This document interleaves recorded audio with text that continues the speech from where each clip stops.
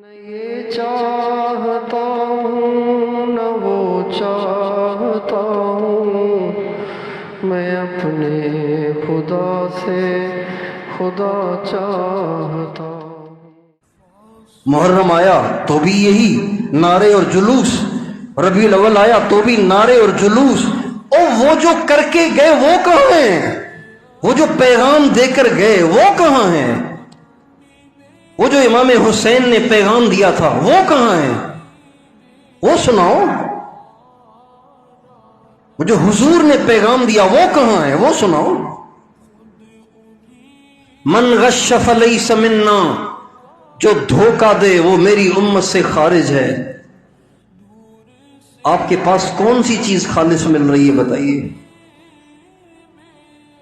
اور انہی کمائیوں سے یہ دیگیں پکتی ہیں جو ان جلوسوں میں بٹتی ہیں۔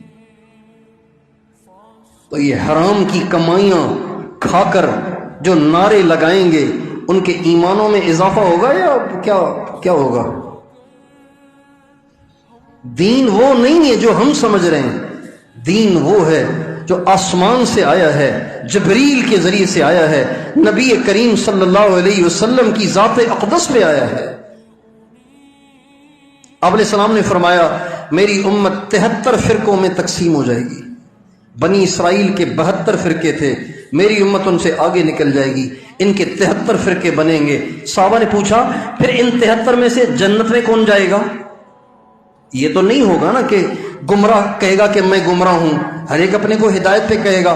آپ نے فرمایا ما انا علیہ و اصحابی، صحیح راستہ وہ ہے جس پر میں ہوں اور میرے صحابہ ہیں۔ اور ایک روایت میں انی تارک فیکم الثقلین، میں تمہارے اندر دو عظیم شان چیزیں چھوڑ رہا ہوں۔ اولہما کتاب اللہ، احدہما کتاب اللہ، ان میں سے ایک اللہ کی کتاب ہے، فیہ ہدن و نور، اس میں ہدایت بھی ہے اس میں نور بھی ہے، اور دوسری چیز میرے اہل بیت ہے۔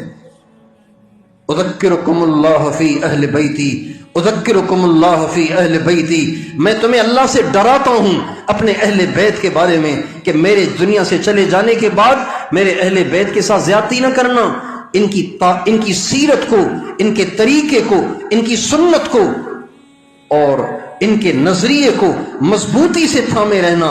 جب تک تم ان دو چیزوں کو مضبوطی سے پکڑے رہو گے، کتاب اللہ اور میرے اہل بیت اور ان کا نظریہ، اس کو پکڑے رہو گے، کبھی بھی تم گمراہ نہیں ہوگے۔ امام زین العابدین نے کوئی جلوس نکالا تھا؟ وہ تو کربلا میں خود موجود تھے۔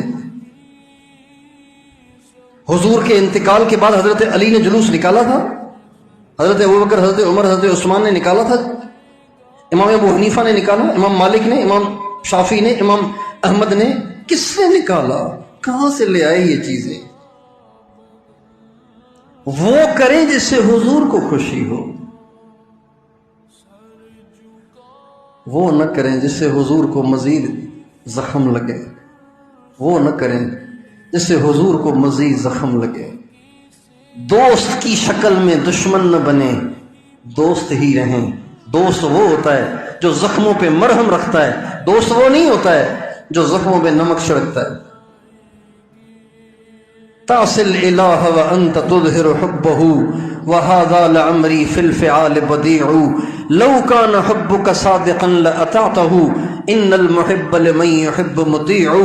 تو نافرمانیاں بھی کرتا ہے اور محبت کے دعوے بھی کرتا ہے، یہ تو ہماری سمجھ سے بالا تر ہے۔ لو کان حبک صادقا لأطعتہ ان المحب لمن یحب مطیع، اگر تو اپنی محبت میں سچا ہوتا تو تو اپنے محبوب کا مطیع ہوتا۔ اس لیے کہ اصولی بات یہ ہے کہ عاشق اپنے معشوق کا فرما بردار ہوتا ہے۔